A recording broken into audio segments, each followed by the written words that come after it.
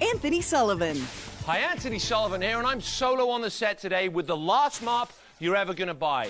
It's called the Smart Mop, and in the next few minutes, I'm going to show you why. To wring it out, all you do, lift and twist. You never bend your back, and your hands never touch the dirty water. It's just like wringing a rag out, except you never touch it with your hands. Then just unwind it, drop it down, and you're ready to start mopping. Now, I'm going to start off with a spill. This is a whole can of soda. This could be a nervous puppy dog. It could be a burst pipe. It could be in your kitchen. It could be in your bathroom. It could be on a wood floor or a tile floor. It doesn't make any difference. The Smart Mop is made of synthetic chamois, and it will pick up, hold, and absorb about 20 times its own weight in liquid. It doesn't move the mess around the kitchen. Watch the way it actually sucks the mess up into the mop. It's like a thirsty camel in the Sahara Desert. Now, here's one of the best things I like about the Smart Mop. When you're done mopping, if you pick it up, the chamois doesn't drip. So you can actually get that spill from here to your kitchen sink or your bucket without dripping it all over the floor. And I'll actually hold that over my head. And you can see, look, no drips.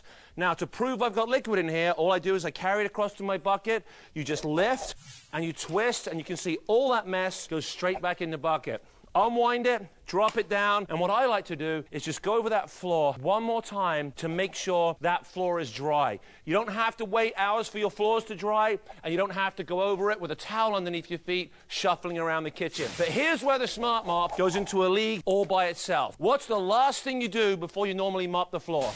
Sweep. Right, you sweep. And this is some sand from the beach on a wet kitchen floor. That traditionally would be hard to clean, but just to make it really bad, I'm going to put a little bit of ketchup down there, and with me personally, with my ketchup, I like a bit of mustard. Now, let's look at the other ways you could clean this up if you didn't have the Smart Mop. Firstly, you could use this old string mop. Now, what I don't like about this mop is you have to bend over, so you're bending your back.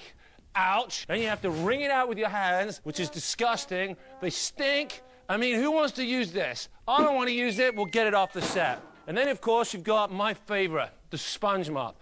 This mop is useless. What will happen if I use this mop on this mess? Smear it all around. Let me give you a little piece of advice. If you really have to use this mop, just take it and push down really hard like this and push it underneath the refrigerator, and nobody will see the mess. And when you wring it out, all you do is you put the mess back into the sponge, so you end up putting the mess back all over the kitchen floor. And then the latest development in mop technology is a piece of paper on the end of a stick. It's just as bad. All it does is spread it around the kitchen. They're absolutely useless, and you have to replace the mops every single day. If you had a mess like this on your kitchen floor, how are you going to clean it up? Paper towels. Let me give you a clue. That's right, paper towels.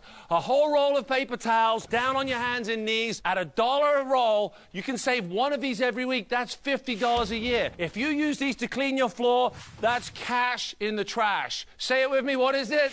Cash in the trash. That's what I'm talking about. Watch what I'm about to do.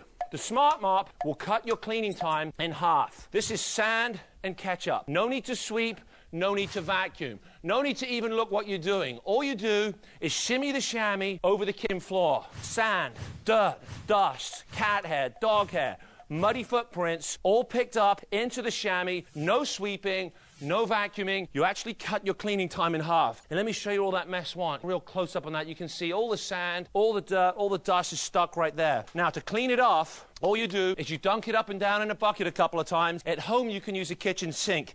And what happens is all the sand, the dirt, the dust, the ketchup, the mustard falls to the bottom of the bucket, the cat hair, the dog hair. Then you just lift and you twist. I want you to notice, I never bend my back. I never put my hands in the dirty water. I never touch the mess. Unwind it, drop it down, and go over the floor just one more time to pick up every last speck of dirt. Ladies and gentlemen, you got a clean floor, you got a clean mop, and you got clean hands.